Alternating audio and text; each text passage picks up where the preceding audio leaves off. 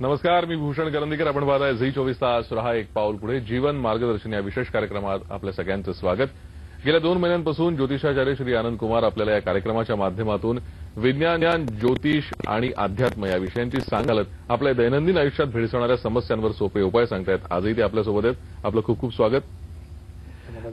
आनंद कुमार हे गेले 16 वर्षांपासून ज्योतिष या विषयात काम करतायत आणि अनेक जणांना त्याचा फायदा झालाय. त्यांना जाऊन ते प्रत्यक्ष भेटले, त्यांच्या समस्या त्यांनी मांडल्या, त्यावर त्यांनी काही सोपे उपाय सांगितले आणि त्या उपायांचा परिणाम त्यांनी या सगळ्या नागरिकांनी स्वतः अनुभवलेला आहे. आनंद कुमार यांच्या पुणे आणि मुंबई इथल्या कार्यालयांचे पत्ते तसंच phone number, web ID, mail ID आम्ही दाखवतोय. जर आपल्यालाही काही समस्या असतील तर जरूर त्यांच्या भेटीची वेळ आधी निश्चित करा आणि त्यांना भेटा आणि आपल्या रोजच्या आयुष्यात भेडसावणाऱ्या समस्यांवर सोपे उपाय जाणून घ्या. आज आपण चर्चा करणार आहोत शिक्षणामधलं यशापयश या विषयावरती. आपण शिक्षण जर विचार केला तर साधारण कोणत्या वयामध्ये पाल्याचं किंवा आपल्या मुलामुलींचं शिक्षण याविषयी ज्योतिषांचं मार्गदर्शन पालकांनी घेतलं पाहिजे? भूषण, अतिशय चांगला प्रश्न विचारला हा. मी म्हणा सांगेल की वयवर्ष 5 वर्ष ते वयवर्ष 25 वर्ष हे शिक्षणातलं मार्गदर्शन घेण्याचं एक विशिष्ट वय आहे. कारण याच वयामध्ये आपल्याला आयुष्यात काय करायचं आहे, आपल्या ध्येयापर्यंत पोहोचण्याची ही आयुष्याची एक पायवाट म्हणतो आपण याला. ही पायवाट जर तुमची व्यवस्थित असेल, योग्य महामार्गापर्यंत पोहोचणार असेल तर तुमचं पुढचं आयुष्य वयाच्या 25 वर्षानंतरचं आयुष्य सुखमय होऊ शकतं. त्यातल्या त्यात अगदी स्पेसिफिक वेळ सांगेल की या काळातच का, तर सर्वसामान्य भाषेत सांगायचं म्हटलं 10वीला एक फार अनन्यसाधारण लोक महत्व देतात. का देतात तर मला कल्पना नाही, मला माहित नाहीये. मात्र सायंटिफिकली सांगायला तर मी वयवर्ष 10वीला जो मुलगा असतो तो 12, 13, 14 वर्षाचा मुलगा असतो. म्हणजे 12 ते 15 वर्षामध्ये 16 वर्षांपर्यंत मुलं हे 10वी, 9वी, 11वी, 12वी या काळात असतात. याच काळात या मुलांवरती खरं बीजरोपणाचं वय होतं आणि सिद्धांतात साध्य झालं की मी एक रिसर्च सेंटर चालवतो म्हणून एक मागचा अभ्यास केला. अगदी संत ज्ञानेश्वर महाराज, संत तुकाराम महाराज, संत सोपान, रामदास स्वामी ह्या संत मंडळीने बघितलं तर ह्या 12, 14, 15 वर्ष त्यांनी आयुष्यात जे आपलं नावलौकिक दाखवायचं, आपलं ज्ञान जगाला द्यायचंय हे देण्यास सुरुवात केली होती. अगदी शिवाजी महाराजांचं उदाहरण घ्या. त्यांना जिजाऊने वयाच्या 14-15व्या वर्षी रामकृष्ण आणि महाभारताच्या गोष्टी त्यांना सांगायला चालू केल्या होत्या. रामायण, महाभारत त्यांच्यावरती बीज रोपलं गेलं होतं. अलीकडच्या काळातलं सांगेल तर तुम्हाला मी टिळक, सावरकर यांच्यासारख्या मंडळींवरती त्याच वयामध्ये एक संस्कार झाले होते म्हणून ते देशासाठी लढणारी मंडळी होती. अगदी हल्लीच्या काळातलं उदाहरण तेंडुलकर सरांचं देईल, सचिन तेंडुलकर, लता दीदी या लोकांच्या वरती वयाच्या त्याच वेळेमध्ये त्यांच्यावर संस्कार झाले होते. सचिन तेंडुलकरच्या 90वीत असताना म्हणजे त्यांच्या वयाच्या साधारण 11-12 वर्षात त्यांनी ते आपलं लौकिक दाखवलं, जगाला दाखवलं. तेव्हा त्यांना आज हे अगदी देव, त्यांना क्रिकेट क्षेत्रात देव मानतात, लता दीदींना देव म्हणतात हे त्यांनी त्या वयात दाखवलं होतं. मग तुमच्या मुलांवर जे शिक्षणाचे जे पगडा घालायचा आहे त्यांच्यावर विदाऊट प्रेशर, कोणतेही प्रेशर देऊ नका. त्यांच्यावर शिक्षणाचा जो पगडा घालायचा आहे तो त्यांच्या वयाच्या 12 वर्ष ते 15 वर्ष 16 वर्षांपर्यंत करू शकतात. त्यांना आयुष्याची दिशा निवडायची ते 10वी किंवा 12वीच्या नंतरच्या कालखंडात त्यांच्यावर ते संस्कार बीज करा. त्यांच्या आयुष्यात त्याचा फायदा काय करायचा आहे तर ज्योतिषशास्त्र माध्यमातून हे नक्षत्र, ही राशी हे आपल्यावर चांगले वाईट काहीतरी परिणाम भोगत असतात. हे आता 99% सिद्धांताने सिद्ध झालेलं आहे, हे अनुभवाने सिद्ध झालेलं आहे. तर एखादा मेष राशी किंवा सिंह राशी, धनु राशी, मीन राशी, कोणतीही वृश्चिक राशी, कोणतीही राशी घ्या, एक प्रत्येकाचा बीज आहे आणि प्रत्येकाचा एक उमेद आहे. मी एक सगळ्यात शेवटची राशी मीन राशीचं उदाहरण देईल.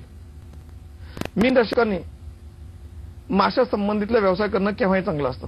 अच्छा, आता मासे विकणं वगैरे होणार नाही. आता शिकलेला मुलगा म्हणले मी कशाला मासे विकू, बरोबर. अरे पण तू मासे विकू नको, पण माशा संबंधित एक्सपोर्ट इम्पोर्ट जर केलं किंवा माशा संबंधित आर्टिफिशियल माशा विकी, आम्हाला कुठं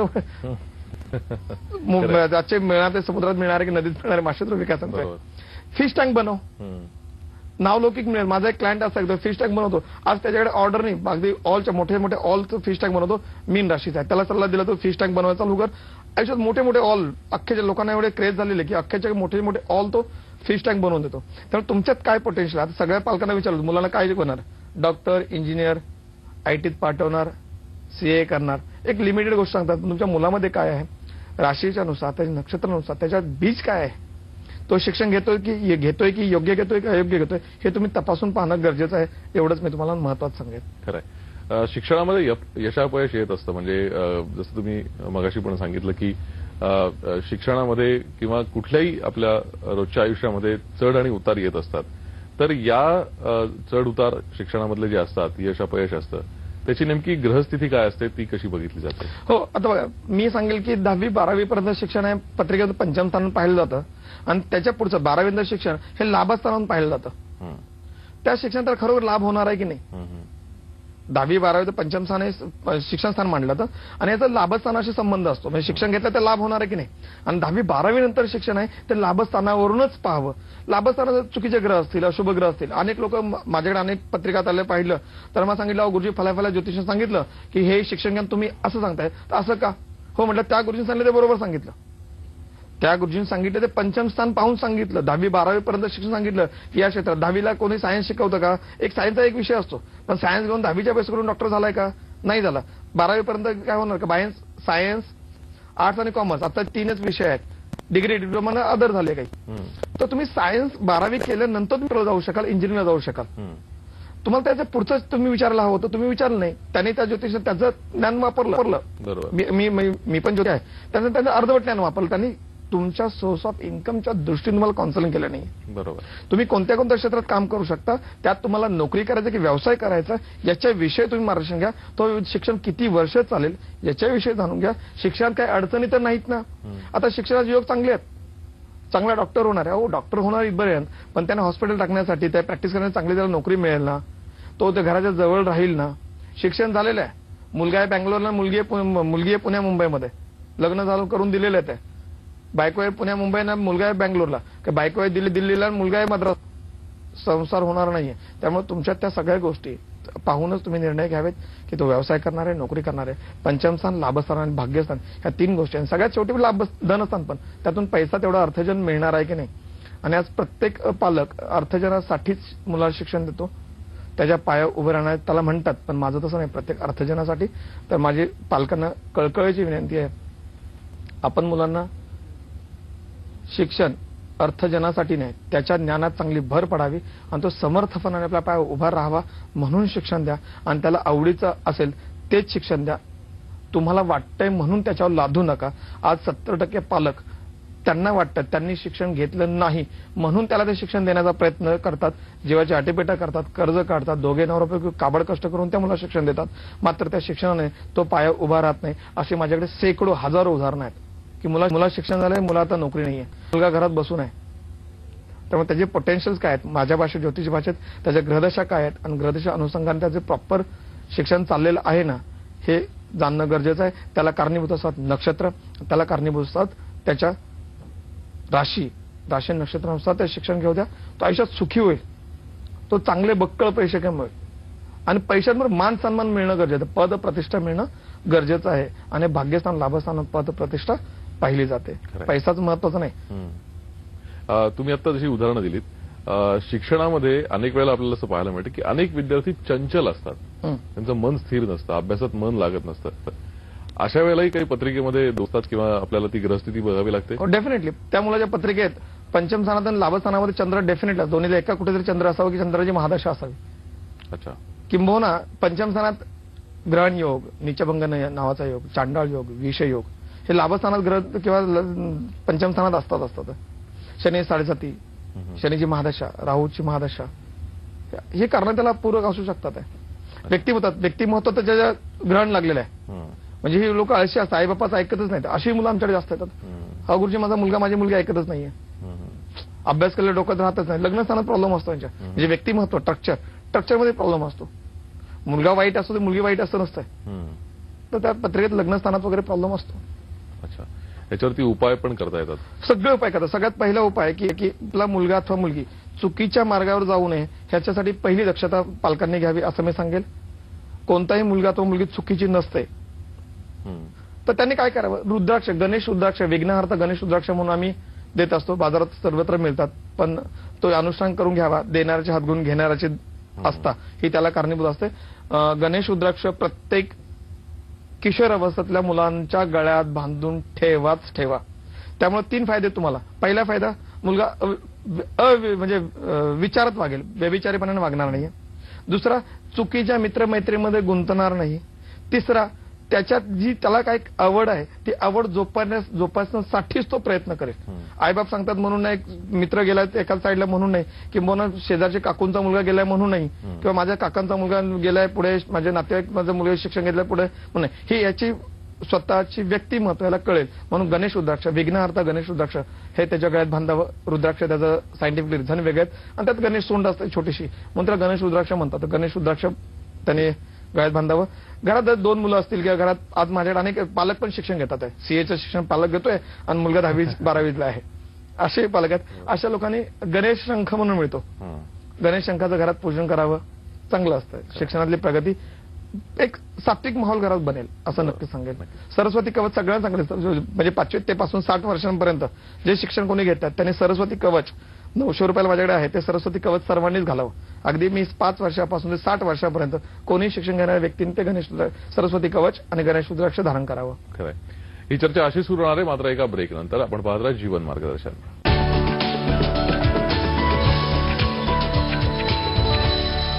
जीवन मार्गदर्शन या विशेष कार्यक्रमात आपलं पुन्हा एकदा स्वागत. ज्योतिषाचार्य श्री आनंद कुमार आपल्याला मार्गदर्शन करतायत. शिक्षणामधलं यशापयश यावर आपण चर्चा करतोय. आपण शिक्षणातलं यशापयश बघितलं, त्याची कारणं बघितली, पण एखाद्या विद्यार्थीनीला आपण भविष्यात काय करणार आहोत किंवा आपला कल कुठल्या बाजूला आहे त्यानुसार पत्रिकेतले ग्रह आपल्याला अनुभूती देत आहेत का हे पाहून ठरवता येतं का? हो भूषण, हे नक्कीच करता येतं आणि आता माझं त्याच्यातच काम चालू आहे. पाठीमागच्या 3 वर्ष मी त्याच विषयात काम करतोय. उदाहरणार्थ कोणती एक राशी घ्या, एका राशीमध्ये साधारण 2.25 नक्षत्र असतात. आम्ही 27-28 नक्षत्र, अभिजित नक्षत्र आम्ही फार काही संशोधन घेत नाही, असा एक संशोधन भाग आहे. पण जे पूर्वीचे 27 नक्षत्र आहेत, ह्या 27 नक्षत्र आमचा एक ढाचा केलेला आहे की म्हणजे मी नाही केलेला, हा पूर्वपार चाललेला आहे, शेकडो हजारो वर्षाचा परंपरा आहे. तर त्या मुलाने कोणत्या कोणत्या क्षेत्रात पुढे गेले त्यातले माझे असंख्य उदाहरणं आहेत. उदाहरण मेष राशी, पहिली राशी म्हणून मेष राशी घेतो. मेष राशीच्या लोकांनी आर्मी, पोलीस, फायर स्टेशन, सैनिकी शाळा किंवा private detective, private security, mallakhamb अशा क्षेत्रामध्ये अगदी हे मोजकी नावं सांगितलं. असे जवळजवळ 50 एक लिस्ट आहे की ते 50 एका राशीला 50 जर केलं आपण की शिक्षण कशाला घ्यायचं, पैसे कमवण्यासाठी, आपल्या पायावर उभं राहण्यासाठी, आपलं त्या विषयात नावलौकिक राहण्यासाठी. बरोबर. सचिन तेंडुलकर कधी वाटलं नव्हतं की मी क्रिकेटमध्ये आज क्रिकेटचा गॉड बनेल, क्रिकेटचा देव त्यांना मानतील. सचिन तेंडुलकर कधी वाटलं नव्हतं, ज्यावेळी पहिली त्याने आयुष्यात बॅट फिरवली किंवा त्यांना तो एक स्ट्रोक लागले तर कधी वाटलं नसलं, पण त्यांच्या जीवनात ते घडलं. तर तुमच्या मुलांच्या जीवनात ते घडणार आहे. मात्र त्याचं विजन, तो ट्रॅक, तर हा मार्ग, तो मुख्य रस्ता तो त्याच्या आयुष्यात आहे की नाही हे जाणून घ्यावं. तुम्ही इंजिनिअरिंग, डॉक्टर, अगदी 10वी-12वीला तुम्हाला हजारो रुपये मुलांच्या शिक्षणावर खर्च करावे लागतात. त्यासाठी मी म्हणेन की माझं एक संशोधन केलं म्हणून नाहीये, तर माझ्याकडे एक ढाचा आहे. तो ढाचा किमान मुलांसाठी तुम्ही नक्कीच त्याचं अप्लिकेशन्स करावेत. त्या ढाच्यामध्ये तुम्हाला एवढं नक्की तुमच्या लक्षात येईल की आपल्या मुलाच्या शिक्षणात अडचणी कोणत्या आहेत, कारण ते वैयक्तिक असतात. मी कॉमन टीव्हीवर जाहीरपणे बोललो तर ते मला शोभणार नाही. मी ढोबळ मनाने आता जे मतं म्हणतो ढोबळ मनाने म्हणतोय, पण त्या पत्रिकेत पंचम स्थान काय प्रॉब्लेम आहे का, लग्नस्थानात काय प्रॉब्लेम आहे का, लाभस्थानात काय प्रॉब्लेम आहे का, धनस्थानात काय प्रॉब्लेम आहे का, भाग्यस्थानात, शिक्षणासाठी किमान त्याचे शिक्षण आणि नोकरी, आई वडिलांनी त्याच्या वयाच्या 25-30 वर्षांमध्ये पाया उभं राहणे पण त्याला बळ द्यावं, तो तुम्हाला आयुष्यभर बळ देईल. आणि त्यासाठी तुम्ही XYZ फीज म्हणून आमची दिली तर मला काय वाईट वाटणार नाहीये, कारण ते तुमच्यासाठी गुंतवणूक आहे, ती तुमच्यासाठी गुंतवणूक आहे. जर एखाद्या मुलाचं वर्ष फुकट गेलं, किंवा काल परवाच मला फोन, आमच्या ऑफिसला फोन आला होता की माझ्या मुलीचं बँगलोरला शिक्षण घ्यायचे, ती शिक्षण शाळा बदलल्या, ह्या झालं त्या झालं, त्या मुलीचं बघितलं पंचम स्थान मुलीचं खराब आहे. तर पंचम स्थान खराब असल्यामुळे ते शिक्षण होणारच नाहीये. आणि ती ब्रिलियंट मुलगी, 90+ ची मुलगी आहे, बँगलोरला आई वडिलांनी पाठवल्या, ती तिथून परत येण्याच्या मार्गावर आहे. त्यामुळे माझ्याशी तुम्हाला विनंती आहे की त्या मुलाच्या एक दिशादर्शक म्हणून, जातील तुमचे फीज म्हणून आम्हाला, आम्ही तुमच्या हक्काने पैसे घेणार आहोत, ते पैसे माझ्या घोषणाला देणार आहे, तोही भाग नाहीये. मात्र तुम्ही तुमच्या मुलावर तेवढी रक्कम खर्च करावी असं मी सांगेल की त्याची तुम्हाला दिशा, डायरेक्शन मिळेल. आज प्रगतिवान आहे तो ईश्वर कृपेने प्रगतिवान राहावाच, उत्तर प्रगतीच व्हावी, पण त्याच्या शिक्षणाच्या मार्गाने तो अनुरूप शिक्षण घेत आहे की नाही, तो अनुरूप ट्रॅकवर आहे की नाही. भूषण, एक गंमत सांगेल तुला की माझ्याकडे असे क्लायंट आहेत, मुलगा इंजिनियर झालेला आहे आणि शेवटच्या वर्षाला कुठे चुकीच्या मित्रामुळे फ्रस्ट्रेशनला गेलेला आहे, शिक्षण व्यर्थ, असेही पालक माझ्याकडे ओक्साबोक्शी रडून गेलेले आहेत. म्हणजे जो 90+ असणारा मुलगा ऐन वेळेला त्याच्यावरती मनावरती परिणाम झाल्यानंतर त्या पालकांची परिस्थिती काय असेल विचार करा. खरंय. त्यामुळे तुम्हाला त्या दिशेने तुम्हाला आत्ता वाटचाल करायची बाबा पत्रिकेत किमान तुमची जबाबदारी पालक म्हणून तुमची जबाबदारी आयुष्यभर राहणार आहे. आई वडिलांची जबाबदारी आयुष्यभर राहते, पण किमान त्याच्या पाया उभं राहण्यात पण त्याला ट्रॅक प्लॅटफॉर्म तर काय अडचणी तर नाहीत ना. बरोबर. इथून मला पुण्याला जायचंय, मुंबई पुणे प्रवास करायचा आहे, मध्ये अडचण तर काही नाही ना, मी 2 तास उशिरा निघेल. बरोबर. तर तुम्ही तुमच्या अडचणी शोधण्यासाठी फक्त त्याचा मार्ग घ्या. तुम्हाला एका राशी नक्षत्रावरून किमान 25 ते 50 ऑप्शन्स तुम्हाला मिळतील. त्यातल्या त्या मुलाला कोणतं आवडतंय की नाही पहा आणि त्यानंतर तुम्ही पुढे जा. असं मी एक ज्योतिष म्हणून काउन्सिलर म्हणून तुम्हाला समजावेल आणि त्याचा तुम्ही उपभोग घ्यावा, फायदा करून घ्यावा. खरंय. आता आपण परीक्षेचा विषय बघतोय. चार्टर्ड अकाउंटंट जी परीक्षा असते त्याचा निकाल फार कमी लागतो, कमी टक्के. हो, 3% अंदाजे, 2 ते 3%. तर अशा वेळेला चार्टर्ड अकाउंटंट मुलं जी असतात त्यांच्या पत्रिकेमध्ये नेमकी काय ग्रहस्थिती असते, किंवा एमपीएससी युपीएससी जी मुलं करतात त्यांच्या पत्रिकेमध्ये काय ग्रहस्थिती असते, त्यांचा कल आपल्याला कसा ओळखता येतो, याविषयी तुमच्याकडनं मार्गदर्शन घ्यायचं आहे. मात्र त्यापूर्वी एक छोटीशी विश्रांती इथे आम्ही घेतोय. आपण कुठे जाऊ नका, पाहत राहा झी 24 तास.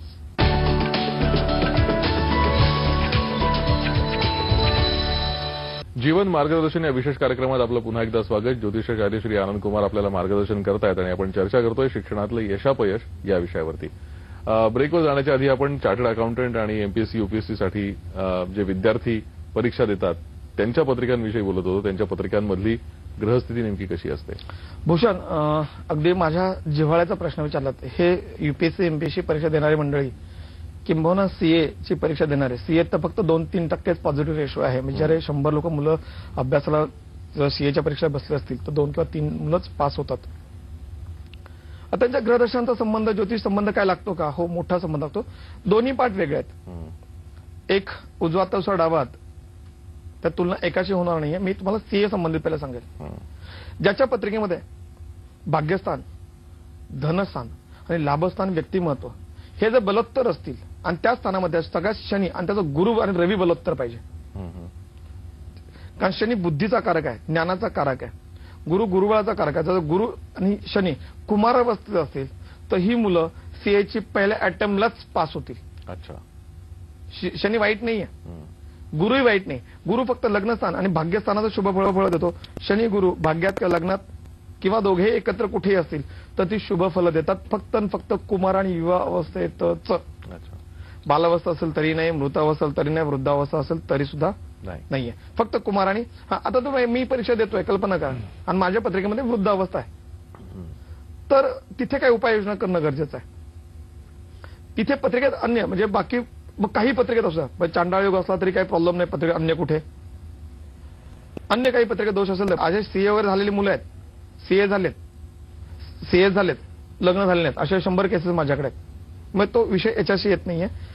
तुम्हाला मी दुसरा एक साधं सांगेल की सीए होण्यासाठी त्याच्या पत्रिकेमध्ये ज्या वेळेला शनीची महादशा आहे आणि शुभ स्थानातली महादशा आहे, शनी त्याच्या भाग्यात आहे, लाभात आहे, तर हा मुलगा सीए विद्वान किंवा अकाउंट क्षेत्रामध्ये नक्कीच पुढे होतो. बँकिंग क्षेत्रामध्ये तो मॅनेजर पदावर जातो. त्याचा रवी बलोत्तर असतो.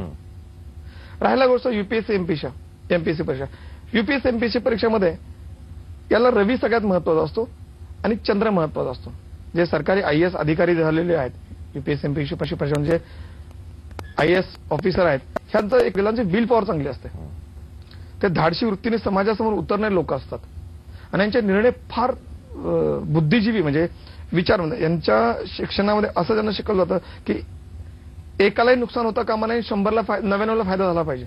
हा नाही कॅल्क्युलेटरचे विद्यार्थी असतात, त्यांच्यामध्ये ह्याचा रवी गुरु आणि बुधही चांगला लागतो. अच्छा. सीएच्या विषयाला बुध तेवढा पूरक लागत नाही. मात्र तुम्हाला युपीएससी आणि एमपीएससी परीक्षा देण्यासाठी तुमचा शनी, तुमचा रवी, बुध आणि गुरु रवी बुध गुरु हे 3 ग्रह तुम्हाला चांगले असले तरच तुम्ही युपीएससी एमपीएससी परीक्षा क्रॅक करू शकता. तुम्ही भारत सरकारच्या पदरी किंवा महाराष्ट्र शासना किंवा कोणत्या राज्य शासनाच्या पदरी तुम्ही काम करू शकता. तर हे अतिशय महत्त्वाचं त्यांनी पत्रिका पाहून घ्याव्या. 7:30ची वेळ त्या दरम्यान नसावी, ज्यावेळी हे सगळं परीक्षा देते त्यावेळी 7:30ची वेळ नसावी, पनमतीची वेळ नसावी, किंबहुना शनी मंगळ राहू केतूची अशुभ अवस्थेतली महादशा नसावी, वक्री ग्रहाची महादशा नसावी. आणि महादशा जरी असेल तरी नाराज होण्याची गरज नाहीये. असे उपाय मात्र याला अनेक आहेत, तर उपाय करून तुम्ही पुढे जाऊ शकता असं मी थोडक्यात तुम्हाला सांगेल. खरंय. ढोबळमानांनी काही उपाय सांगता येतील या सगळ्यासाठी? सगळ्यांना मी सांगेल की मगाशी मी सांगितलं की वय 5 वर्षापासून 60 वर्षापर्यंत कोणीही सरस्वती कवच धारण करावं. अभ्यास करते वेळेला एकाग्रता राखावी, चुकीच्या मित्राची संगत आपल्याला लागू नये, मग गणेश रुद्राक्ष धारण करावा आणि त्याच्या पत्रिकेमध्ये किमान त्याने नीलम नावाचं रत्न म्हणजे सीए परीक्षा देतोय, नीलम आणि पुष्कर एकत्रित पेंडंट करून धारण करावं. तो यूपीएससी एमपीसी परीक्षा देतोय, नीलम, पाचू आणि पुष्कराज हे तिन्ही एकत्रित करून धारण करावं. हा पण त्याच्या तिन्ही कोणता ग्रह मृत अवस्थेत नसावा. त्या तिन्हीपैकी मृत अवस्थेत एखादा ग्रह नसावा. जो मृत अवस्थेत ग्रह नाही त्यात दान करावं, बाकी ग्रह रत्न धारण करावे. यांना यश बऱ्या बोलाने चांगलं मिळेल. आता रत्नच घ्या ना तुम्ही, मला रत्नच का रत्न धारण करून फायदा होतो का? ह्या यंग लोकांना, टीनेजर मुलांना मी जप तप करायला सांगितलं होणार नाही ते. मध्ये म्हणजे आनंदजीकडे काहीच फायदा झाला नाही. आता एकदा रत्न गळ्यात घातलं, श्रद्धेने घातलं, ते काढणार नाही ते. आनंदजीने दिलं गळ्यात, माझ्याकडे आहे, पुढे जाता येईल असा तो विषय असेल म्हणून रत्न सुचवलं. रत्न सुचवणं माझा उद्देश नाहीये, पण रत्न यासाठी की त्या मुलांना जप तप होणार नाही. त्यांचं मी आयुष्यातला तो वेळ जप तपावर घालवायला सांगणार नाही, म्हणून त्यांना मी रत्न सुचवलेत. मी व्यक्ती ज्या प्रांतातून येतो त्या प्रांतानुसार मी त्यांना उपाय सांगत असतो. असा माझा स्वतःचा पिंड आहे.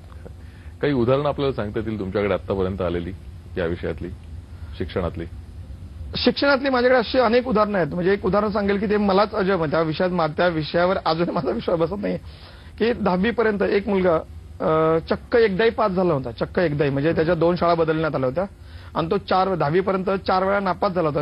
प्रत्येक वेळा फक्त वरच्या वर्गात टाकणं सरकारची स्कीम होती, मागच्या वर्गात ठेवायचं नाही. त्या स्कीमचा काही वर्ष त्याला फायदा होता आणि त्याने 10वीला 76% मार्क आणले होते. सोनारा नावाचा पुण्याचा क्लायंट आहे, 76%. जेव्हा त्याच्या आईवडिलांनी फोन केला मला, मी आधीच घाबरलो. 10वीचा रिझल्ट लागला आणि तिथून घैवरली आणि मी टेन्शन मध्ये झालो. घैवरल्यानंतर म्हटलं झालं नुकसान, पोरगं गेलं, फेल झालं मुलगा. नाही बोलली मुलगा पास झाला गुरुजी, मन भरून आलंय म्हणून मी घैवरले. माझा मुलाने कल्पनेपेक्षा चांगले मार्क आणले. म्हणजे किती टक्के? 76%. म्हटलं आई माझं मला काय ते खोटं बोलते. म्हटलं ताई तुम्ही उद्या पेढे घेऊन येत तर मी विश्वास ठेवेल. बिचार ते अख्खं कुटुंब माझ्याकडे आलं आणि त्यावेळेचा रिझल्ट बघितला तर 76% रिझल्ट होता. त्या विषयावर माझाही विश्वास बसत नाहीये. माझ्याकडे असे सीए करणारे अनेक मुलं आहेत की जे माझ्याकडे काउन्सिलिंग घेतलेले, 4-4, 5-5, 6-6 वेळा त्यांनी परीक्षा अपयश आलेले. मी त्यांना काही उपाय सांगितले. बिचारे पहिल्या दुसऱ्या टर्म मध्ये ते पास झालेले अनेक माझ्याकडे उदाहरणं आहेत. अशा अनेक केसेस आहेत माझ्याकडे. या सगळ्या शिक्षण या विषयामध्ये जर आपण विचार केला तर यशापयश हे जितकं इतर कारणांवरती अवलंबून असतं तेवढं आपल्या सभोवताली असणाऱ्या परिस्थितीवर सुद्धा अवलंबून असतं आणि त्यामुळे पालकांनी विचार करताना आपल्या मुलाचा कल नेमका कुठे याचा विचार करून आणि पत्रिकेतले ग्रह कोणता नेमका कल दाखवतायत याचा विचार करून तज्ञ ज्योतिषांचा सल्ला जर घेतला तर आपल्या पाल्याचं भविष्य उज्ज्वल ठरू शकतं. तुम्ही या इतक्या महत्वाच्या विषयावर इतकं छान मार्गदर्शन केलं त्याबद्दल आपले खूप खूप आभार. तुमच्याही जर का अशा काही समस्या असतील तर श्री आनंद कुमार यांचा मुंबई आणि पुणे कार्यालयाचा संपर्क पत्ता आम्ही दिला आहे. तिथले फोन नंबर्स आहेत, वेब मेल आयडी आहे, ईमेल आयडी आहे. तुम्ही जरूर त्यांच्याशी संपर्क करा. त्यांच्या भेटीची वेळ आधीच निश्चित करून घ्या, त्यांना भेटा आणि तुमच्या समस्यांवर सोपे उपाय जाणून घ्या. आजच्या कार्यक्रमात इथेच थांबतोय. पाहत रहा झी 24 तास.